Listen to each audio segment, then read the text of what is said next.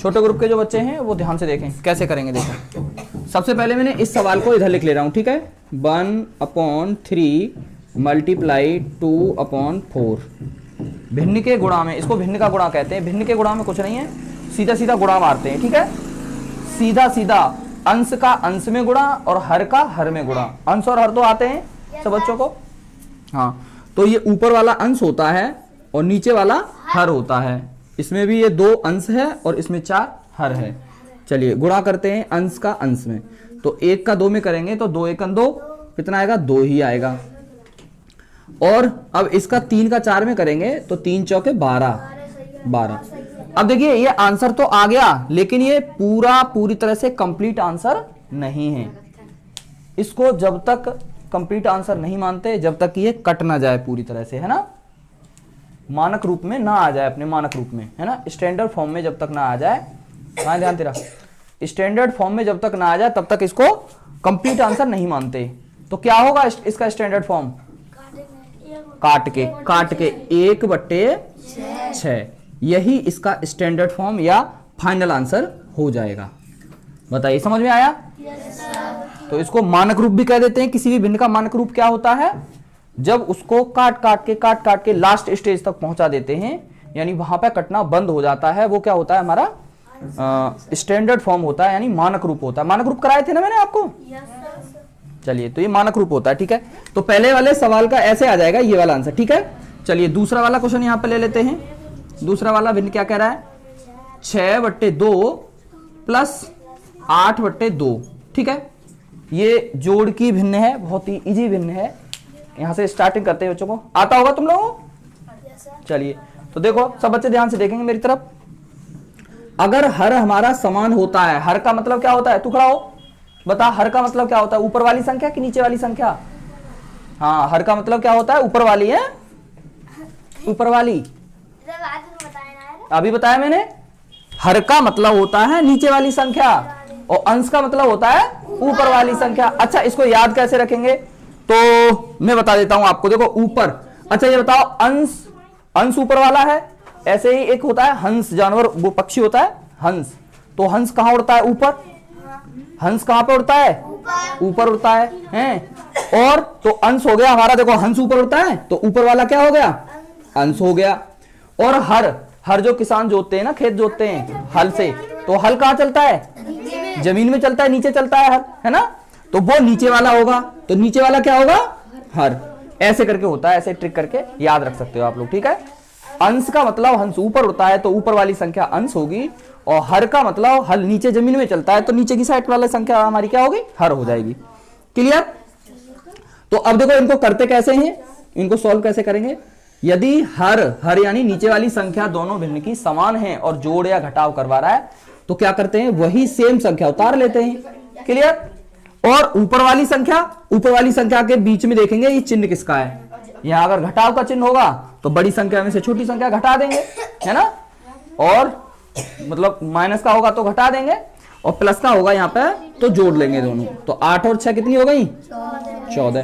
क्या ये मानक रूप है भिन्न का?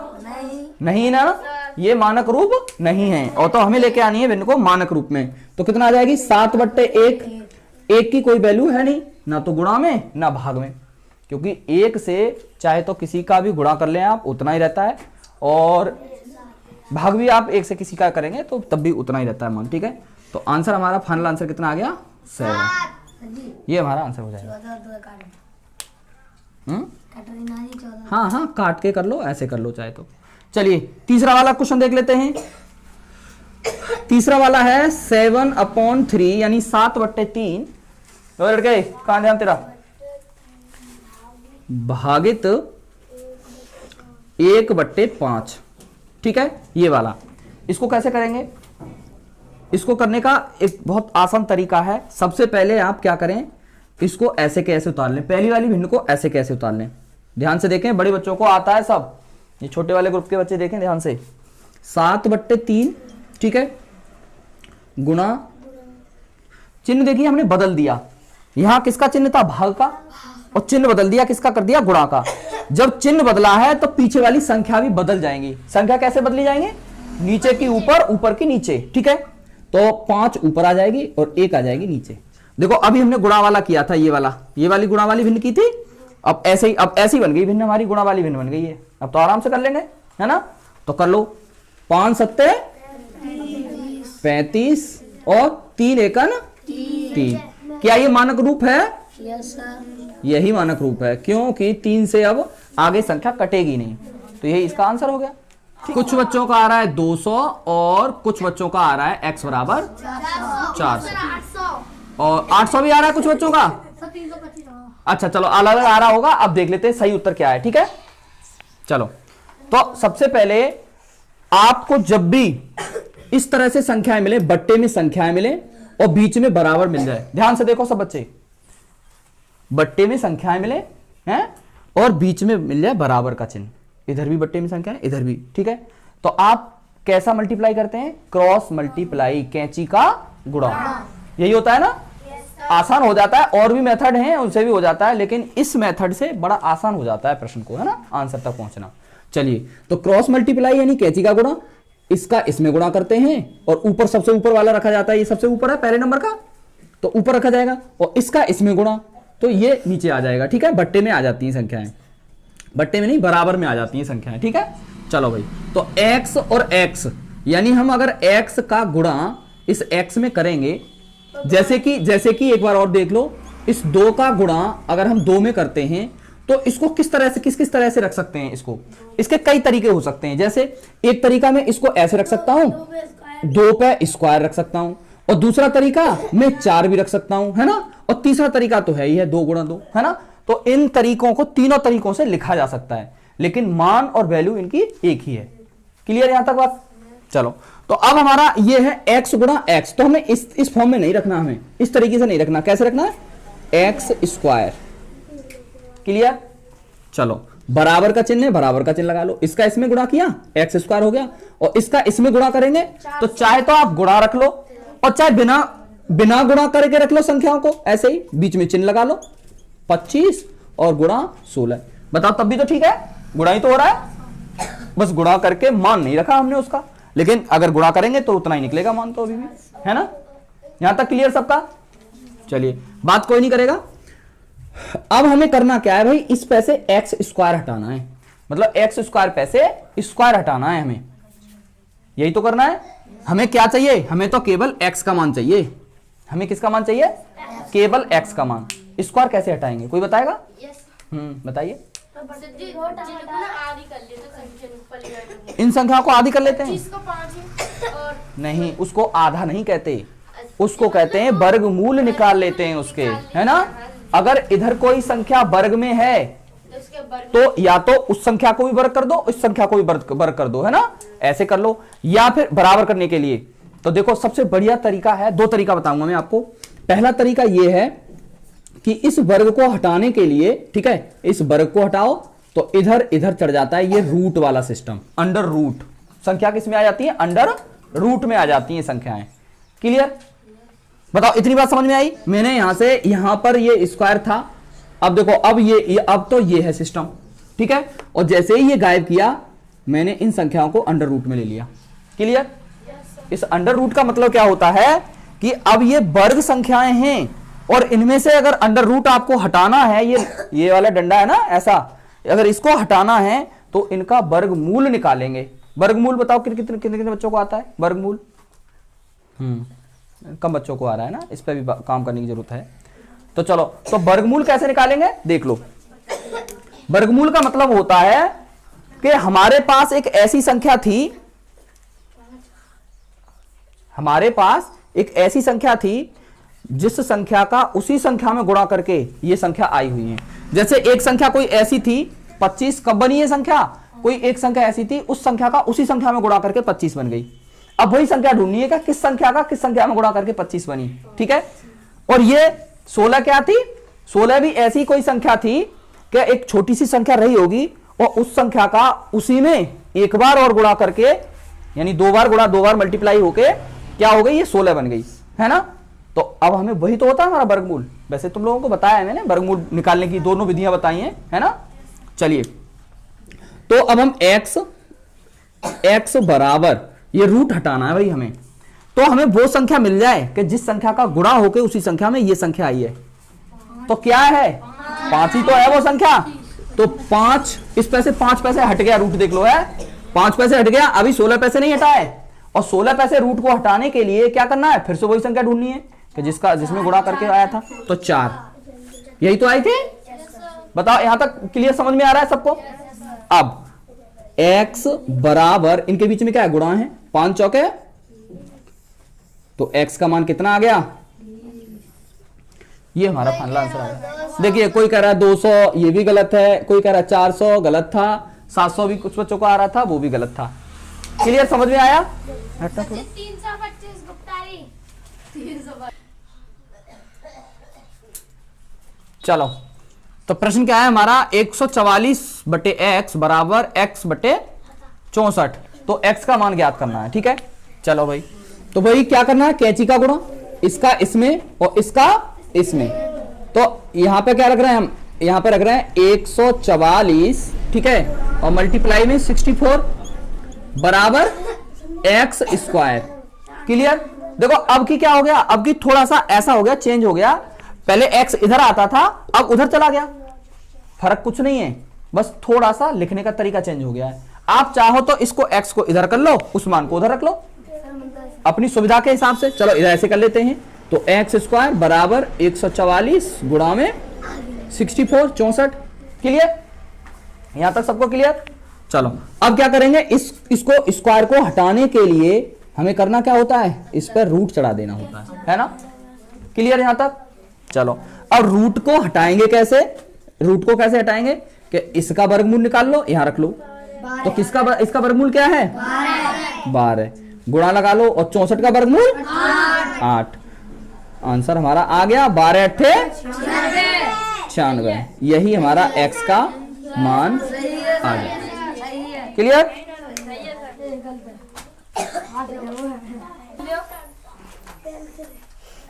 चलो तो इस प्रश्न को देख लेते हैं क्या आएगा इसका आंसर, ठीक है, और कैसे सॉल्व करेंगे। लड़के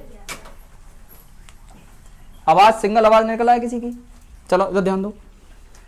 तो x बट्टे 49, ठीक है, तो मैंने बताया था कि मल्टीप्लाई करना है, क्रॉस मल्टीप्लाई यानी कैंची का गुणा। तो x बट्टे पहले उतार लेते हैं, x बट्टे 49 यानी 49 बराबर 0.36 बट्टे x। क्लियर यहां तक। इसका इसमें गुणा करेंगे तो x स्क्वायर हो गया है ना, बराबर, और इसका इसमें कर लेंगे तो 49 और मल्टीप्लाई में 0.36। बताओ यहां तक क्लियर। अब आप ऐसा करते हैं कि इसको हटाते हैं और इसको रूट में लेके आ जाते हैं। क्लियर, इस पर रूट लग जाता है ऊपर। क्लियर यहां तक। चलो अब हमें इनके वर्गमूल निकाल लेने हैं। चलो तो x का मान हमारा निकल के आ जाएगा। 49 का वर्गमूल क्या है 7 है ना, इस पैसे हट गया रूट, 7 पैसे रूट हट गया, 7 आ गया, 49 पैसे हट के, ठीक है। गुणा का चिन्ह है, गुणा का चिन्ह ऐसे ही रहेगा जैसे है। अब 0 ये पॉइंट गड़बड़ कर रहा है ना, पॉइंट ना होता तो एकदम आराम से निकाल लेते। तो इसका आंसर अगर पॉइंट ना होता तो पीछे वाली संख्या का आंसर कितना आ जाता 6 है ना, वर्गमूल 6 आ जाता। तो कोई दिक्कत नहीं है, पॉइंट को थोड़ी देर के लिए भूल जाओ, ठीक है, हमने लिख लिया 6।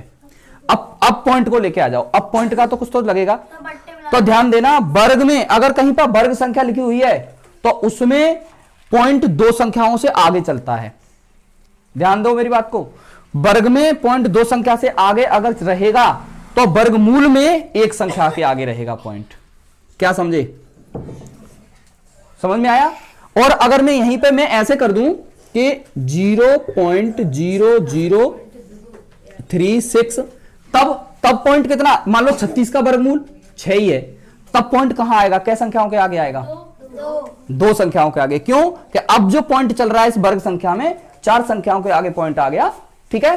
तो यहां पर 2 संख्याओं के आगे पॉइंट आ जाएगा यहां पर, ठीक है। संख्याओं को 2 को पीछे छोड़ देगा पॉइंट और 2 संख्याओं के आगे निकल जाएगा। यहां 4 तो यहां 2, और यहां 2 तो यहां 1। क्लियर समझ में आ रहा है। तो इतना क्लियर हुआ। अब देखिए 6 का और 7 का मल्टीप्लाई कर दो सिंपल से, ठीक है। तो 6 सकते हैं 42, लेकिन पॉइंट तो है, तो एक संख्या के बाद पॉइंट मार दो, तो 4.2 इसका करेक्ट आंसर आ जाएगा। ऊपर वाली लाइन को सॉल्व कर लेते हैं, ठीक है। तो सबसे पहले हमें भाग करना होगा ये भिन्नों में, है ना। तो हम क्या कर रहे हैं, लाइन खींच रहे हैं और 3/2 को एज इट इज उतार रहे हैं, गुणा का चिन्ह लगा रहे हैं, ठीक है। और 2/1 को भी ऐसे ही ऐसे उतार रहे हैं, इसकी जगह पे क्या कर रहे हैं हम, गुणा का चिन्ह लगा के, और 4 ऊपर कर रहे हैं, 3 नीचे कर रहे हैं। बताओ यहां तक क्लियर हुआ सबको? ठीक है। अब आप इसमें काट पीट भी कर सकते हैं, है ना। देखो कट गई ना संख्या है, क्या मिला हमें ऊपर वाले नंबर से, ऊपर वाले नंबर से मिला 4/1। क्लियर, ये ठीक है। 4/1 मिल गया हमें ऊपर वाले नंबर से। अब नीचे वाले नंबर को हम सॉल्व कर लेते हैं। नीचे वाले नंबर को सॉल्व कर रहे हैं संख्याओं को, तो इसको सबसे पहले सॉल्व करेंगे, है ना, का को। तो का को कर रहे हैं, तो का का मतलब होता है गुणा, तो गुणा का मतलब होता है सीधा सीधा अगर हम इसको मिटा के यहां पे और लगा दें गुणा, तब भी यही बात है ना। तो और बात क्या है, इसको काट भी सकते हैं ऐसे करके, है ना। तो 3/1 निकला, इसमें से निकला कि नहीं, तो यहां से निकला। अब यहां पे लिख ले रहे हैं हम, यहां पे 3/1 और प्लस में क्या है पीछे 3/4। बताइए यहां तक क्लियर हुआ सबको? अब क्या करना है, इसका एलसीएम लेना है, यानी लासा लेना है ना। तो 1 और 4 का लासा कितना आ जाएगा, 4।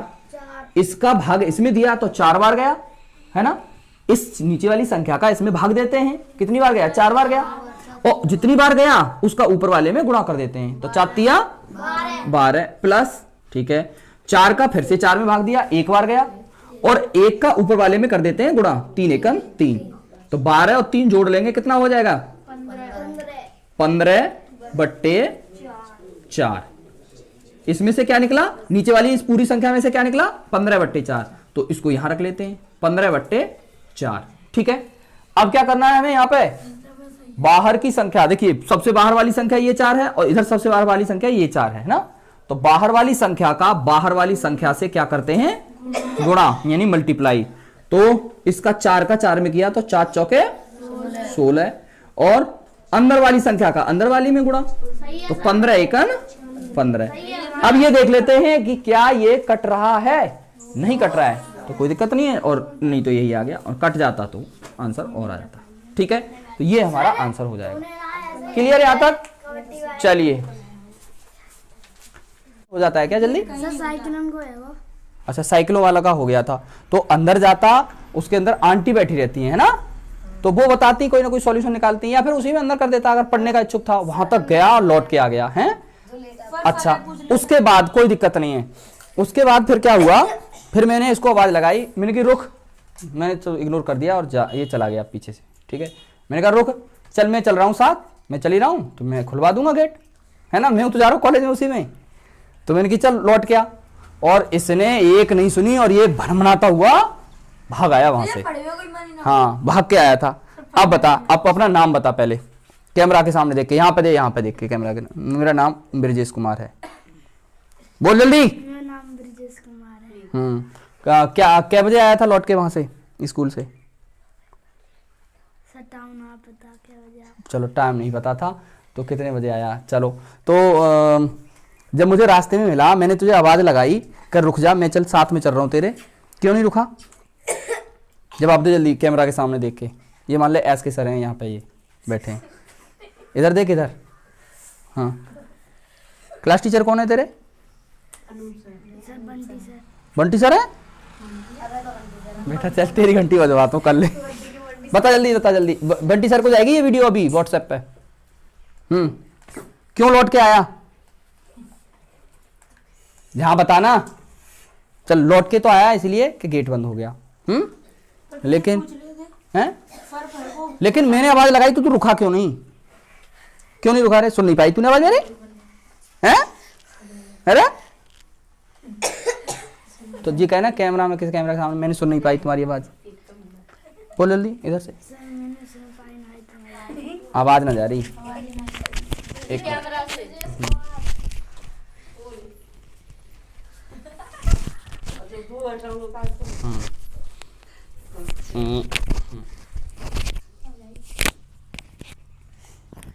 अब बता। हाँ, हंसा मत, ये बंटी सब देख रहे थे यहाँ पे। हाँ, क्यों आवाज नहीं आई थी? मैंने जब टेल लगाई तुझे तो रुक गया था ना, रुक गया था, आवाज लगी, सुनाई थी नहीं? क्या बिना आवाज सुनाई रुक गया था? अच्छा, रुका था तू कि नहीं रुका था? अरे पहली बार मेरी बात हुई थी तब तो रुका था। फिर मैंने क्या कहा था? फिर मैंने कहा था चल मेरे पीछे पीछे आ जाए, यही बोला था मैंने। हाँ देख लो, सुन लिया था अभी कह रहा था कि नहीं मेरी आवाज नहीं सुन पाई तुम्हारी है। चल बेटा तेरा कॉन्फेशन रिकॉर्ड हो गया, ठीक है। और कुछ कहेगा? हाँ चल, कल को आएगा पढ़ने नहीं? पक्का? और कल नहीं आया तो देख लिया, घर से खिंचवा लेंगे तेले, ठीक है। चल ठीक।